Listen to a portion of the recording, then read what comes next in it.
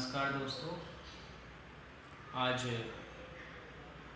भारत के एक बड़े राजनेता, बिहार के भूतपूर्व मुख्यमंत्री और पिछड़ा वंचित शोषित समाज के लोगों के कल्याण के लिए एक बहुत बड़ी भूमिका निभाने वाले द्वितीय पिछड़ा वर्ग आयोग के अध्यक्ष रहे, जिसको पॉपुलर ढंग से मंडल कमीशन के नाम से हम लोग जानते हैं, उसके अध्यक्ष बीपी मंडल साहब की जयंती है। आज पूरा राष्ट्र उनके योगदान को अलग अलग रूप में, कहीं सेमिनार के रूप में, कहीं लेख के जरिए, कहीं लोगों के बीच जाकर उनको श्रद्धांजलि आज की तारीख में क्या प्रासंगिकता है। वैसे इलाके जहाँ के लोग गरीबी की मार झेलते हैं, जहाँ के बच्चे बेहतर शिक्षण संस्थान के अभाव में अपने राज्य से पलायन कर दूसरे राज्य में पहुंचकर अपने सपनों में रंग भरने का साहस करते हैं, अब बावजूद इसके उनको सिस्टम में भागीदारी नहीं मिल पाती। तमाम तरह की उपाधि,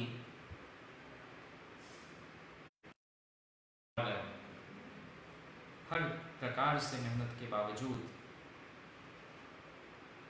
व्यवस्था उसको हमेशा से पीछे धकेलती आई है। यही वजह है कि जब 1931 में जातिवार जनगणना हुई थी, तो लोगों के बारे में पता चला कि भारत जो अलग अलग जाति समूहों में बटा हुआ है, यहाँ की सामाजिक व्यवस्था बहुत क्रूर और विद्रूप है। जाति के आधार पर लोगों को ऊंच और नीच में विभाजित किया गया। तो जब देश आज़ाद हुआ तो हमारे मुल्क के बनाने वालों में यह भी एक चिंता और चिंतन का विषय रहा कि कैसे समाज के हर वर्ग के लोगों को उनकी समुचित भागीदारी दी जाए।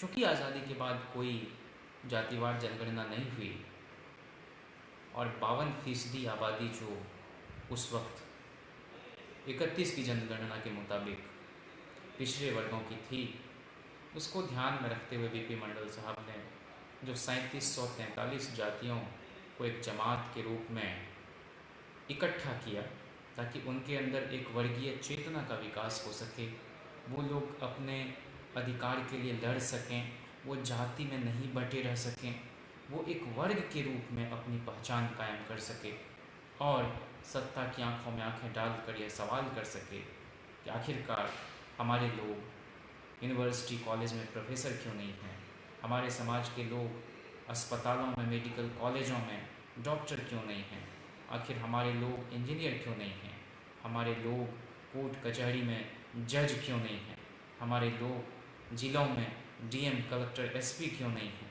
हमारे लोग दारोगा क्यों नहीं हैं। इस तरह से जब सवाल किया जाने लगा और आज़ादी के बाद जब काका कालेलकर के नेतृत्व में पहला पिछड़ा वर्ग आयोग गठित हुआ तो उसकी एक सिफारिश ये भी थी कि 1961 की जनगणना जो है वो जातिवार कराई जाए। लेकिन दुर्भाग्य इस देश का, दुर्भाग्य वंचित समाज का कि उसको कभी नहीं किया गया, बल्कि उस कालेलकर कमीशन की रिपोर्ट को भी ठंडे बस्ते में डाल दिया गया और एक नोट लिखा कि फ़िलहाल इसको नहीं लागू किया जाए, इससे सामाजिक सद्भाव बिगड़ेगा। तो हमारे लोगों के साथ शुरू से शरारत होती है। इस बात को मैं सरल शब्दों में आपके बीच इसलिए रख रहा हूँ कि मैं जानता हूँ कि आज आप 4 अलग अलग प्रखंडों में मुझे सुन रहे हैं। सामाजिक चेतना मंच का मैं बतौर ख़ास शुक्रिया अदा करना चाहता हूँ। हमारी माएँ सुन रही हैं, हमारे समाज के बच्चे सुन रहे हैं हमारे नौजवान दोस्त सुन रहे हैं, और आखिरकार हमें बहुत निराशा और हताशा के गर्त में नहीं जाना है, हमें लड़ना है। और वह लड़ाई का आधार क्या होगा? लड़ाई का आधार मंडल कमीशन की वो रिपोर्ट होगी, जिसमें 40 बहुत महत्वपूर्ण सिफारिशें की गई थी, जिनके आधार पर समाज के अंदर व्याप्त गैर बराबरी को पाटा जा सके, उसको ख़त्म किया जा सके, गरीबी मिट सके, समाज के हर तबके के लोग स्कूल कॉलेज की चहारदीवारी में दाखिल हो सकें, और उसके बाद वो अपनी भागीदारी सुनिश्चित करने के लिए लड़ाई लड़ सकें, अपने बूते पर अपने बुद्धि, बल और विवेक का प्रयोग करते हुए। जमहूरियत में, लोकतंत्र में तो एक व्यक्ति को एक वोट का अधिकार है, राष्ट्रपति के वोट की भी उतनी ही कीमत, उपराष्ट्रपति, प्रधानमंत्री, गृह मंत्री के वोट की भी उतनी कीमत, सुप्रीम कोर्ट के जो चीफ जस्टिस हैं, मुख्य न्यायाधीश, उनके वोट की भी उतनी ही कीमत, एक पान बनाने वाले की वोट की भी इतनी कीमत, एक गरीब जो खेत में काम करता है, पसीना बहाता है और इस देश को खाद्यान्न के संकट से उबारता है, उसके वोट की भी उतनी ही कीमत। फिर क्या वजह है कि कुछ लोग को सत्ता का सुख मिलता, कुछ लोग सिस्टम में वर्षों से अग्रिम पंक्ति में शुमार रहे हैं, और एक तबका है जो मेहनत पर मेहनत किए जाता है, लेकिन उसको उसका हक सदियों से नहीं मिलता है, उनको पढ़ने लिखने नहीं दिया जाता था। तो इसीलिए डॉक्टर लोहिया जो हैं, जो समाजवादी आंदोलन के एक बहुत बड़े चेहरे हैं, और जिनके बताए रास्ते पर ही अब तक समाजवादी लोग लड़ते फिरते रहे हैं, उन्होंने एक नारा दिया था जो उस वक्त संयुक्त सोशलिस्ट पार्टी थी, कि राष्ट्रपति का बेटा हो या चपरासी की हो संतान, बिरला या गरीब का बेटा, सबको शिक्षा एक समान, संसोपा ने बांधी गांठ, पिछड़े पावे 100 में 60। ये 100 में 60 का नारा आज किस रूप में हमारे सामने ही कुछ तिकड़मियों के चलते दम तोड़ता हुआ नजर आता है। आप जानते हैं कि संविधान सामाजिक और शैक्षणिक पिछड़ेपन के आधार पर पिछड़ों को आरक्षण देने की बात की गई, और बाबा साहब अम्बेडकर ने जो संविधान बनाया, उसी में अनुच्छेद 340 में व्यवस्था हुई थी कि पिछड़े वर्गों को या जो लोग शैक्षणिक सामाजिक रूप से वंचित हैं, उनको आरक्षण का लाभ दिया जाएगा, उनको प्रतिनिधित्व उनका जो है सुनिश्चित किया जाएगा। लेकिन मंडल कमीशन की रिपोर्ट जब सौंपी गई तो 10 वर्षों तक लगभग वह रिपोर्ट धूल फाँकती रही। आखिरकार जब वीपी सिंह के नेतृत्व में राष्ट्रीय मोर्चा की सरकार बनी, जिसमें सारे लोग शामिल थे, समाजवादी लोग, तब जाकर यह रिपोर्ट कहीं लागू हो पाई। 7 अगस्त 1990 को इसकी घोषणा हुई, और डीपी मंडल साहब ने क्या कहा था कि मैं कैबिनेट मिनिस्टर बन के भारत सरकार का अपने वर्ग के लोगों के लिए उतना कल्याण नहीं कर पाता जितना कि मैं इस मंडल कमीशन की रिपोर्ट को तैयार करके पूरे भारत से अलग अलग तरह के आंकड़े इकट्ठा करके जो काम किया। मुझे नहीं मालूम कि यह रिपोर्ट कब लागू होगी, सरकार उस पर क्या फैसला करेगी, लेकिन ये रिपोर्ट जो है वो आमूलचूल परिवर्तन लाने में एक बहुत बड़ा कारक का काम करेगी। और हम देखते हैं कि वीपी मंडल साहब की उस रिपोर्ट को जब विश्वनाथ प्रताप सिंह जी ने लागू करने की घोषणा की थी, तो मंडल के खिलाफ कमंडल लेकर ये लोग चल पड़े थे, जो भी तिकड़मी लोग हैं, जो भी समाज में आग लगाने का काम करते हैं। और तब एक मंडल चेतना रथ भी निकला था मुरहो से, और वो जितने देश के हिंदी बेल्ट के इलाके हैं सब जगह घूमा था। लेकिन आडवाणी का कमंडल रथ तो लोगों को याद रहता, लेकिन मंडल रथ की बात लोग बिसरा दिए। इससे साफ पता चलता है कि हमारे लोगों को असल मुद्दे और उनके लिए लड़ने भिड़ने वाले लोगों के बारे में अखबारों के द्वारा, टीवी चैनलों के द्वारा बताया ही नहीं गया। हमारे नायक भी कौन होंगे यह भी कोई और तय करता है। हमें नहीं भूलना चाहिए कि जो अलख कभी अम्बेडकर ने, कभी फूले ने, कभी पेरियार ने, कभी नारायण गुरु ने, कभी किसानों के सवाल पर लगातार मुखर रहे चौधरी चरण सिंह ने, उनके भी पहले कभी बिरसा मुंडा ने, कभी आपको सिद्धो कान्हो मुर्मू ने, कभी तिलका मांझी ने, जो हमारे लड़ाका जयपाल सिंह मुंडा थे उन्होंने, इन सब लोगों ने मिलकर जो एक ज़मीन तैयार की लड़ने के लिए, हमें नहीं भूलना चाहिए। असल में हमारे नायक यही लोग हैं। और मंडल कमीशन की बात करने का मतलब यह कतई नहीं है कि सिर्फ नौकरियों में आरक्षण की बात हम करें। मंडल कमीशन की रिपोर्ट में जो सामाजिक, राजनीतिक, आर्थिक गैर बराबरी है समाज की, उसको मिटाने के लिए भी पूरा का पूरा एक फार्मूला, एक मंत्र, मंत्र इसलिए कह रहा हूँ कि आप उसको समझें, एक सूत्र थमाया गया। और वो क्या था? जिनके पास ज़मीन नहीं होगी उनको भी ज़मीन वितरित किया जाए, भूमि सुधार हो, लैंड रिफॉर्म हो। बहुत तरह का गैर मजरुआ ज़मीन होता, बहुत तरह का सरकारी ज़मीन यूँ ही पड़ा हुआ होता, एक एक आदमी के पास हज़ारों बीघा ज़मीन, ये कैसा न्याय है? और कोई जो किसानी के काम में लगा हुआ है, बटाईदारी करता है, कोई ठेके पर ज़मीन को जोतता है, अन्न उपजाता है, उसको उसको अपने परिवार के भरण पोषण के लिए पेट भर दाना नहीं मैसर होता है। जो कपड़ा बनाता है उसके तन पर कपड़ा नहीं है। जो मैला ढोता है, लोगों के घर को साफ़ सुथरा करता है, वो खुद मलिन बस्तियों में रहता है। हमारी लड़ाई ये है। हमारी लड़ाई दरअसल कुछ चंद लोगों का विकास नहीं, हमारी लड़ाई तो ये है कि समाज के हर वर्ग के लोग गर्व के साथ चल सकें, अपने बाल बच्चों को पढ़ा लिखा सकें। और इसीलिए आरक्षण का लाभ जिस रूप में मिलना चाहिए था, उस रूप में इस वर्ग के लोगों को नहीं मिल पाया। क्या बुनियादी वजह है? मंडल कमीशन की रिपोर्ट में तो ये भी लिखा हुआ था कि हम पिछड़े वर्ग के लोगों के लिए छात्रावास की सुविधा उपलब्ध कराएंगे, मुफ्त में भोजन देंगे, कपड़ा देंगे, उनके लिए विशेष कोचिंग का इंतज़ाम करेंगे। लेकिन जब आदमी के पास ज़मीन ही नहीं रहने के लिए, कहाँ से बच्चों को पढ़ाएगा? और जब उनके पास संसाधन नहीं है तो कहाँ से वो इस लायक बन पाएगा? न तो वो बीए पास होगा, न तो वो आईएएस, आईपीएस, डीएम, एसपी बन पाएगा, न उस परीक्षा में बैठने के लायक रह पाएगा। अभी जो नई शिक्षा नीति लेकर सरकार आई है, उसने तो इस बात पर को और ज़्यादा उस खाई को गहरा दिया है कि जो गांव के ग्रामीण, कस्बे, देहात, टोले मोहल्ले के बच्चे होंगे, वो शहर में पढ़ने वाले बच्चों के मुकाबले पिछड़ जाएंगे। जो लोग ये कहते हैं कि नहीं, हिंदी से किसी का विरोध नहीं हो सकता है, मातृभाषा है, किसी की मातृभाषा मैथिली है, किसी की अंगिका है, किसी की भोजपुरी है, लेकिन हमारी कोशिश तो ये होनी चाहिए कि हम दुनिया के स्तर पर कम्पीट कर सकें। अब चूँकि ये बात है, सच्चाई है, तो उससे मुँह नहीं मोड़ना चाहिए। हम ये नहीं कह सकते कि रूस में तो रूसी में पढ़ाई होती, जर्मनी में तो जर्मन में, जापान में तो जापानीज़ में, कोरिया में तो कोरियन में, चाइना में तो चाइनीज़ में। लेकिन हमारे यहाँ तो अंग्रेजी के बिना 4 कदम आदमी नहीं बढ़ा पाता। तो इसलिए जो तमिल भाषी हो तमिल भी सीखें, तेलुगु भाषी हो तेलुगु भी सीखें, जो कर्नाटका के लोग कन्नड़ भी सीखें, मलयालम भी सीखें, लेकिन साथ ही साथ हमको अंग्रेज़ी को नहीं भूलना चाहिए। जब अंग्रेज़ी मजबूत होगी तो हम तिकड़म को समझ पाएंगे। जो लोग फैसले लिख लेते हैं, जो कोर्ट के दरवाजे हैं उन लोगों के लिए, जो मजलूम, जिन पर जुल्म ढाए जाते, उन लोगों को जब हम देखते हैं कि उनके खिलाफ जो फैसला आता है उसको भी वो ठीक से नहीं पढ़ पाते। वो जो बहस होती है अदालतों में, जिस भाषा में बहस होती है, उनको पता ही नहीं चलता है कि वकील क्या बोल रहा, जज क्या बोल रहा। तो इसलिए जब हम ये तय नहीं कर पाते कि वो स्थानीय ज़बान में बहस हो, स्थानीय ज़बान में वो जजमेंट लिखा जाए, तो हम क्यों नहीं एक भाषा को ठीक सीख लें। तो इसलिए हम लोगों को आँख कान खोल कर इस बात पर विचार करना चाहिए कि हमारे समाज के जो बच्चे हैं उनको सरकारी स्कूलों में ठीक शिक्षा मिल सके। तो अभी लालू प्रसाद जी ने जिन्होंने कहा था कि चाहे धरती आसमान में लटक जाए या आसमान धरती पर गिर जाए, ये मंडल कमीशन लागू हो के रहेगा।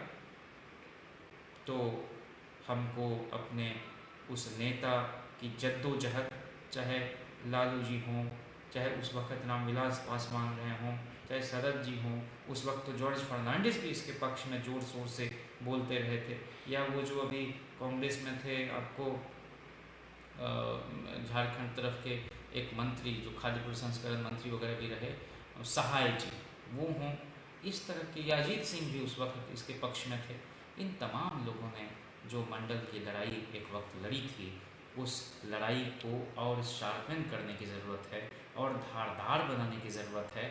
हमको मंदिर मस्जिद में नहीं उलझना है, हमारे बच्चे स्कूल कॉलेज पहुंच सकें, हमारे लोग इस बात को समझ सकें कि आज भी सुप्रीम कोर्ट का जज जो है, कोई आप देखेंगे जिसके बारे में कहा जाता है कि ये तो बहुत संपन्न जाति हो गई है, इसको आरक्षण के लाभ से वंचित किया जाए, उस लिस्ट से बाहर किया जाए। एक सुप्रीम कोर्ट का चीफ जस्टिस नहीं हो सका।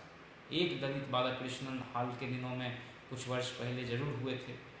माता प्रसाद को छोड़ दे तो कोई भंगी वाल्मीकि समाज का आज तक कोई दलित जो है होम सेक्रेटरी उनके सिवा नहीं बन पाया।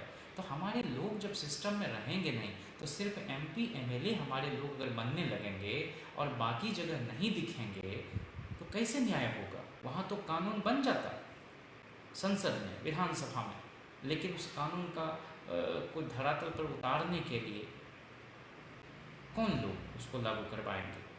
तो इसलिए बहुत ज़रूरी है कि हर क्षेत्र में हमारे लोग हों, मीडिया में भी हों, जुडिशरी में हों, कार्यपालिका में हों। तो ये जब तक नहीं होगा तब तक हमारे लोगों को उनका हक नहीं मिल पाएगा। और इसीलिए आखिर में मैं अपने सभी काबिल नौजवान दोस्तों से आग्रह करना चाहता हूँ कि हम लोग अपने खिलाफ हो रहे षड्यंत्रों को बहुत बारीकी से देखें। अब आपको कोई सीधे सीधे लाठी बरसाने आप पर नहीं आएगा, आप पर जो है सीधे सीधे कोई गाली गलौज करने से बाज आएगा, चाहे वो दलित समाज के भाई हों चाहे आदिवासी समाज के भाई हों। उन पर एट्रोसिटीज़ करते हुए लोग इसलिए डरते हैं, कानून बना हुआ है। लेकिन जो पिछड़े समाज के लोग हैं वो तरह तरह के फिजूल कामों में भी व्यस्त रहते हैं। उनको लगता है कि देश जो है उसको 56 इंच का आदमी मिल गया है सीने वाला। नहीं नहीं, वो पार्लियामेंट जो पहलवानी का अड्डा नहीं है, वो वहाँ पर कानून बनता। वहाँ पर तो चीख चीख के बोलने की भी ज़रूरत नहीं है, वहाँ तो बहुत होशियारी से काम करने की ज़रूरत है। आज कितने ओबीसी समाज के एमपी हैं, भरे पड़े हैं। आज जो है कोई चिमटा बाबा है, कोई डंडा बाबा है, कोई नंगा बाबा है, कोई लंपट बाबा है, कोई चीलम बाबा है वहाँ पार्लियामेंट में जाके, और सब जहर उगलता रहता है। हमें समाज में विद्वेष नहीं फैलाना है। जो लोग जातिवादी होगा वो लोग सांप्रदायिक भी होगा, दंगाई भी होगा। इसलिए किसी के झांसे में नहीं आना है। बिहार में चुनाव आने वाला है, हम सब लोग इस बात को लेकर कटिबद्ध रहें कि जो सरकार दंगाई है, बलवाई है, उन्मादी है, उस सरकार को बदलना है। जो सरकार महंगाई न रोक सके, जो सरकार बेरोजगारी को नहीं हटा सके, जो सरकार पलायन न दूर कर सके, जो सरकार मजदूरों का ख्याल नहीं कर सके। ये मंडल कमीशन की जो 3743 जातियाँ हैं, इन्हीं जातियों के लोग तो सड़क पर थे, पटरियों पर कट रहे थे, भूखे प्यासे मर रहे थे इस कोरोना महामारी के समय में। अस्पताल की क्या हालत है। तो ये सारे सवाल जो हैं वो कहीं न कहीं मंडल आंदोलन से जुड़े हुए ज्वलंत प्रश्न हैं, और हमें बड़े प्रश्नों पर ध्यान देना पड़ेगा, छोटी बातों पर नहीं। पहले आरक्षण मिल जाए इसके लिए लड़ाई हो रही थी, आज आरक्षण किसी तरह से 27% बच जाए, जिसमें 12% ही फुलफिल हो पाया, भर पाया है सीटें, तो हम लोग इस बात को हमेशा याद रख सकें कि हमारे नेताओं ने जो कुर्बानी दी है। आज हमारा फोकस सिर्फ इस पर नहीं होना चाहिए कि हम आरक्षण को किसी तरह से बचा लें, क्योंकि झपट्टा मार रहा है गिद्ध की तरह वो लोग। हमारी कोशिश ये भी होनी चाहिए कि जो आरक्षण है उसका लाभ मिल कैसे पाए, हम अपने लोगों को काबिल कैसे बना पाएँ। अगर मैं पढ़ गया जेएनयू में तो 4 लोग वहाँ और पहुँच सकें। जेएनयू हो, डीयू हो, बीएचयू हो, जामिया हो, उस्मानिया हो, इन सब विश्वविद्यालयों में। इसलिए हम पे बैक टू सोसाइटी, समाज को भी कुछ हम लौटा सकें, 2 घंटे इसके लिए भी हम 24 घंटे में से निकाल सकें, तभी ये लड़ाई शायद बच पाएगी। और आरक्षण के नियमों की जो धज्जियाँ उड़ाए, उसका जो उल्लंघन करे, वो पनिशेबल क्रिमिनल ऑफेंस होना चाहिए, ताकि डरे कि हम आरक्षण के नियमों के खिलाफ कोई काम करेंगे। जैसे ओबीसी कैटेगरी का लोग कितना भी नंबर ले आएगा, उसको ओबीसी कैटेगरी में ही रखता है बहाली के दौरान। एससी कैटेगरी का एसटी कैटेगरी के अभ्यर्थी चाहे जितने अंक ले आए, उनको जनरल कैटेगरी जो सबके लिए ओपन है, किसी भी जाति का आदमी अगर ज़्यादा नंबर लाएगा तो जनरल कैटेगरी ऐसा नहीं होने दिया जाएगा। मतलब 50% वो जो ओपन के लिए है, खुला हुआ, कोई रिजर्वेशन नहीं, उसको पूरी तरह से ऊंची जातियों के लिए एक तरह से फिक्स कर दिया है। और 10% जो EWS है, इकोनॉमिकली वीकर सेक्शन जो है, वो आर्थिक रूप से कमज़ोर वर्ग के लिए आरक्षण 10%। वो आर्थिक रूप से कमज़ोर वर्ग जो टर्म है वो आपकी आंखों में धूल झोंकने के लिए, वो विशुद्ध रूप से सवर्णों के लिए आरक्षण है, वहाँ और किसी की एंट्री हो ही नहीं सकती। तो इस तरह से बैठे बिठाए एक दलित राष्ट्रपति के जरिए दस्तखत करा के सब कानून ये लोग बनवा लेते हैं, देश को तोड़ने का काम कर रहे हैं। देश आज चाहता है कि अमन कायम रहे, देश चाहता है कि पड़ोसी मुल्क के साथ रिश्ते कायम रह सके, स्वस्थ रिश्ते, मजबूत रिश्ते, परस्पर व्यवहार और सहयोग के रिश्ते। ये नहीं हो रहा, ज़रूरी सवालों से ध्यान भटकाया जाता है। तो इसलिए हम लोग इस बिहार के चुनाव में और चुनाव तो हर 5 साल में आते जाते रहते हैं। लेकिन जब तक राजनैतिक शक्ति इस वर्ग के लोगों के नेताओं के पास नहीं होगी, तब तक कोई भी कानून टिकेगा नहीं। संविधान को बदलने की बात हो रही है। हम भारत के लोग जो हैं उसमें सारे लोग आ जाते हैं, लेकिन ये लोग उसको हम भारत के हिंदू बनाना चाहते हैं। कोई हिंदू अहिंदू नहीं, सारे लोग भारतीय हैं, सारे लोग इस समाज के हैं, अमन पसंद लोग हैं। इस भावना को जो लोग मजबूत करेंगे, असल मायने में वही देशभक्त हैं। देशभक्ति का मतलब सिर्फ कुछ जोशीले और उन्मादी नारे लगा देने से उसका कोई लेना देना नहीं है। देशभक्ति इस बात में भी है कि आप अगर हर कट्ठे पर एक मन दाना उपजा रहे हैं, मेहनत से पटवन करके, अपना धूप में भी, चिलचिलाती धूप में भी उसके अंदर गोबर का कंपोस्ट डाल के अगर उस पैदावार को हम एक मन से सवा मन कर दें, तो यह भी देशभक्ति है। आज मनरेगा में काम कर रहे मजदूरों से भी कम वेतन जो है आंगनवाड़ी सेविका और सहायिका का होता है। इस स्थिति को बदला जाना चाहिए। जो शिक्षक नियोजित हैं वो कराह रहे हैं, उनको समय पर जो है उनका मानदेय नहीं मिलता। तो इसलिए जो सरकार बदले बिहार की, इन लोगों को अस्थायी करने की बात हो। जो बाकी लोग हैं इनको भी समान काम के लिए समान वेतन मिल सके। जीविका में जो काम कर रही होती हैं उनके अंदर जो है जिस तरह का अस्थायित्व का बोध नहीं है, उन सब लोगों को, कर्मियों को, आशा कर्मियों को इसको परमानेंट किया जाए। क्योंकि हम समझते हैं कि इस तरह की नौकरियों में वही लोग हैं जो सताए गए लोग हैं, जो उपेक्षित लोग हैं, जो वंचित लोग हैं। तो मंडल साहब को सच्ची श्रद्धांजलि इसी बात में होगी कि हमारे वर्ग के लोग यूनिवर्सिटी में प्रोफेसर भी बन सकें। जो एक जिस दिन सरकार गिर रही थी वीपी सिंह की, उस दिन विश्वास मत पर भाषण हो रहा था। तब जो है जहां राम जेठमलानी को वकील करके बाद के दिनों में लालू प्रसाद जी ने मंडल कमीशन की रिपोर्ट को लागू करवाने में अहम भूमिका निभाई, वहीं सदन के अंदर, संसद के अंदर शरद यादव इन लोगों को घेर रहे थे। ये कोई राम का रथ नहीं है, ये भाजपा का रथ है। इसलिए हम तो आज ये कहेंगे कि बगल में आज ये पार्लियामेंट, आपको ये दिल्ली दिखाई पड़ती है, और ठीक जमुना पार चले जाइए तो आपको 18वीं सदी का भारत दिखाई पड़ता है। इतना बड़ा गैप है दिल्ली के बगल के क्षेत्रों में। वहाँ पर देखिएगा झुग्गी झोपड़ी में लोग बसते हैं, और उन्होंने कहा कि आज काठ देखो तो बढ़ई दिखता है, नाव देखो तो मल्लाह दिखता है, आप ताली देखो तो पासी दिखता है, भैंस देखो तो गुआर दिखता है, माछ देखो तो आपको निषाद दिखता है, मछुआरा दिखता है। इस तरह का समाज हमने बना के रखा हुआ है।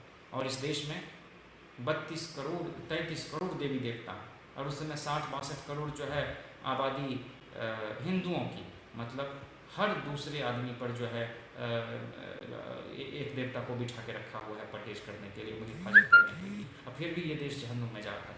तो हमको पोंगापन से बाहर जाना है। ये जय संविधान, जय विज्ञान का भारत बने, वैज्ञानिक चेतना का विकास हो सके, ये तो संविधान का मैंडेट है। लेकिन जो हमारे देश का प्रधानमंत्री और नेता है मंदिर मस्जिद में लड़ा के भिरा के लोगों को रखेगा, अमन चैन नहीं रहेगा। तो मंडल साहब ने जो जिस भारत का सपना देखा था, जहां बराबरी जो है बराबर के लोगों के बीच में होगी, गैर बराबर लोगों के बीच बराबरी की बात करना गैर बराबरी और अन्याय को बढ़ावा देना है। इसलिए सब लोग, किसी के पास 1000 बीघा जमीन, किसी के पास 2 कट्ठा भी नहीं, 2 धूर भी नहीं, बसने के लिए नहीं, इस तरह के भारत का ख्वाब हमारे पुरखों ने नहीं देखा था। चाहे वो कयूम अंसारी हों, कि पीर अली हों, कि मजहरुल हक हों, कि जाकिर हुसैन जो इस देश के पहले, चाहे मौलाना आज़ाद, इस तमाम लोग हमारे देश के जो पहले शिक्षा मंत्री रहे जिन्होंने यूजीसी का निर्माण कराया, बाकी संस्थानों का, ये सारे लोग यही तो चाहते थे कि हर वर्ग के लोग बढ़ सकें, हर वर्ग के लोगों को ये भरोसा हो कि हर मुल्क उसी का है। ये संबंध जब तक कायम नहीं होगा तो हम कोई मजबूत भारत और आत्मनिर्भर भारत नहीं बना पाएंगे। इसलिए स्वच्छता अभियान जिसकी शुरुआत लालू जी ने की, कि डोम का बच्चा हो कि मुसहर का बच्चा हो, सब साफ सुथरे रहें, पानी के टैंकर के साथ उनके पीछे घूमते थे। आज हमारे समाज के लोगों को किस तरह से दूसरी दिशा में ले जाया जा रहा है। इन वर्गों के बच्चे जब तक नई नौकरियों में जाएंगे, इन वर्गों के बच्चे जब तक स्कूल कॉलेज में नहीं जाएंगे, तब तक कैसा विकास, तब तक ये किस तरह का सामाजिक न्याय हो पाएगा। इसलिए बीजेपी के लोग जब सामाजिक न्याय की बात करते हैं और कर्पूरी ठाकुर जी के नाम पर एक सड़क बनवाने की बात हर ज़िले में करते हैं उत्तर प्रदेश में, हमें नहीं भूलना चाहिए कि चुन चुन के मलाहों को, निषादों को, मौर्य को उत्तर प्रदेश में, यादवों को, कुर्मियों को काउंटर किया जा रहा है। ये जो काउंटर सरकार है, ठोको सरकार, ये अगर कर्पूरी ठाकुर का नाम ले तो इससे बड़ा हास्यास्पद कुछ नहीं हो सकता है। कर्पूरी जी ने जो अति पिछड़ों को आरक्षण दिया था 10%, उसको बढ़ा के लालू जी ने 14% किया, राबड़ी जी ने 18% किया, और तेजस्वी जी कह रहे हैं कि हम 40% करेंगे। जातिवार जनगणना तो हो, आंकड़े तो सामने आए, तो इसलिए हम सब लोग जागृत अवस्था में गांव, टोले, मोहल्ले में दैहिक दूरी का ध्यान रखते हुए इस महामारी के दौर में एक दूसरे को जगाएं, एक दूसरे को सहयोग करें, हर विपत्ति में हम लोग एक दूसरे का साथ दे सकें, आत्मबल उसके अंदर पैदा कर सकें, कोई अकेला नहीं महसूस करे, तभी बीपी साहब को सच्ची श्रद्धांजलि होगी। मैं इसी आशा और विश्वास के साथ कि आप जो लोग भी हमें सुन रहे हैं, अलग अलग ज़िलों के लोग और ख़ास करके समस्तीपुर और दरभंगा के जो साथी हैं, उनको आज के दिन मैं बहुत साधुवाद देना चाहता हूँ और आगामी लड़ाई के लिए कमर कस के तैयार रहने का आह्वान करता हूँ, ताकि देश भर में एक मैसेज जाए कि नई परिवर्तन की बयार बिहार से उठेगी और पूरे देश में ये पहुँचेगी। 3 आना तो समोसा का दाम बढ़ाया गया था 1973 में गुजरात के कैंटीन में, और देखिए देश की सत्ता बदल गई। तो ये भारत है, यहाँ कोई भी अजेय नहीं है, कोई भी यहाँ पर अमृत पीकर नहीं आया है सत्ता में बैठने के लिए, इसलिए सब किराएदार हैं, ज़ाती मकान थोड़ी है। ये जो राहत इंदौरी कहते थे, तो इसको जाना है, जुल्मत बहुत दिन तक नहीं टिकती, खून फिर खून है, टपकेगा तो जम जाएगा, वही बात है, जुल्म फिर जुल्म है, बढ़ता है तो मिट जाता है। तो हम लोगों को इस जुल्म को रोकना है और अपने वर्ग के लोगों के अंदर एक कॉन्शसनेस पैदा हो, और वो कॉन्शसनेस MP MLA बनने के लिए नहीं, वो कॉन्शसनेस समाज के अंदर सर उठाकर चलने के लिए, स्वाभिमान के साथ जीने के लिए वो चेतना पैदा हो, उस चेतना का विकास हो सके। क्योंकि हम सब लोग जानते हैं कि 543 से ज़्यादा तो MP जीत ही नहीं सकता लोकसभा में, हर विधानसभा में भी सीटें नियत हैं, 243 से ज़्यादा लोग MLA नहीं हो सकते बिहार में। लेकिन ऐसे बहुत सारे पैरेलल इंस्टीट्यूशन हैं जहां हमारे आपके लोग रहेंगे तो हमें कोई दिक्कत नहीं होगी, कोई केस मुकदमा हमको आपस में लड़वाएगा नहीं। हम लोग इस बात का भी ख्याल रखें किस पर हम लोग केस कर रहे हैं, किस पर मुकदमा कर रहे हैं, अपने ही भाई बंधुओं के ऊपर, अपने ही समाज के लोगों को परेशान, और लड़ने भिड़ने में हमारी सारी ताकत, हमारा सारा पैसा जाता है, हमारे परिवार के लोग अशांत रहते हैं। इसलिए हम लोग तिकड़मियों के झांसे में बहकावे में नहीं आए, और इस बार हर सूरत में गांव गांव से जो एक परिवर्तन की बयार बह रही है, भाई तेजस्वी जी के नेतृत्व में नए बिहार के निर्माण की संकल्पना जो है, और जो एक विज़न है, और जो हम लोगों का एक डिटर्मिनेशन है कि नहीं, बिहार बदलेगा, पलायन रुकेगा। छोटे छोटे जो हस्तकरघा उद्योग है, जो बुनकर मतलब उद्योग है, जो बंद पड़े चीनी मिल हैं, पेपर मिल हैं, जूट मिल हैं, जो हमारे जलकर से मुक्ति दिलाई लालू जी ने, मछुआरा भाई हैं, उन सबको उनके इलाके में ही रोजगार मिल सके। जो सब्जी उपजाने के काम में लगे हुए हैं, उनके बच्चों को भी तो मंडल कमीशन की सिफारिशों का फ़ायदा हो, तो उनको भी उचित दाम पर उनकी सब्जी बिक सके, सब्जी मार्केट हम लोग लगा सकें। जहाँ जहाँ दूध से जुड़े उद्योग हैं, मान डेयरी का उद्योग है, उनको उचित दाम मिल सके, उसके दुग्ध उत्पादन का फ़ायदा हो सके। जिन लोगों का मकई का पूरा इलाका है, कोसी का, फड़किया का, एशिया में सबसे ज़्यादा खेती होती है, तो मक्के का, गेहूं का, धान का उचित जो है मैंने लागत मूल्य से ज़्यादा उनको कम से कम मिल सके। जो न्यूनतम समर्थन मूल्य है, इसकी बात होती है। इस सब कोशिश में हम लोग लगे हुए हैं, कोई हवाई बातें नहीं। हम लोग ज़मीन पर पैर को रख के और तब काम करना चाहते हैं। जो प्रोफेसर की बहाली होने वाली है, उसमें भी कुछ खास लोगों के लिए ही वो दरवाजे न खोलें, सब लोग उसमें compete कर सकें, तो परीक्षा ले के बहाली हो, इस बात के पुरजोर समर्थक हम लोग हैं। चाहे स्कूली शिक्षा हो, चाहे विश्वविद्यालयी शिक्षा हो, तभी जाके क्वालिटी एजुकेशन मिलेगा। हमारे लोग, हमारे जो दादे थे, हमारे जो बड़का बाबू थे, जो हमारे पिताजी थे, वो सब तो सरकारी स्कूल में पढ़ के, चूँकि टीचर मास्टर साहब इतने अच्छे होते थे उस ज़माने में कि उनको प्राइवेट स्कूल में जाने की ज़रूरत नहीं पड़ती थी। और आज डिग्री लाओ, नौकरी पाओ की एक बहुत ही गलत नीति अपना के नतीजे ने पूरे स्कूली व्यवस्था का भट्ठा बिठा दिया। +2 स्कूल को मैंने बर्बाद करके छोड़ दिया, हाई स्कूल को, मिडिल स्कूल को, सब जगह जहाँ तहाँ बहाली हुई है। इसलिए उस बहाली में पारदर्शिता हो सके, परीक्षा लेकर बहाली हो सके, और जिन लोगों को बहाल आपने कर दिया है उनके सम्मानपूर्ण गरिमापूर्ण जिंदगी सुनिश्चित हो सके। इसलिए समान काम के लिए समान वेतन दीजिए, और जो लोग निविदा पर बहाल हैं, कॉन्ट्रैक्ट पर बहाल हैं, उनको परमानेंट किया जाए ताकि वो लोग मन लगा के काम कर सकें। तो यही मैं समझता हूँ कि आज बीपी मंडल साहब को सच्ची भावांजलि होगी। आप सब ने मुझे इतने धैर्य से प्रमुदित होकर तन्मयतापूर्वक सुना, आप सबका बहुत बहुत आभार। आप सभी लोग सुरक्षित रहें, स्वस्थ रहें, और सामाजिक न्याय की लड़ाई लड़ते हुए जो धर्मनिरपेक्षता को बचाने की लड़ाई इस देश की है, समाज के ताने बाने को महफूज रखने की लड़ाई है, उस काम में भी आप लोग पूरे प्राणपन से, समर्पण से लगें। बहुत बहुत धन्यवाद, बहुत शुभकामनाएं। दबाएं, फिर बेल आइकन की घंटी दबाएं। नेशनल दस्तक को बचाने के लिए बहुत जरूरी है कि हर खबर को शेयर करें, लाइक करें, कमेंट जरूर करें।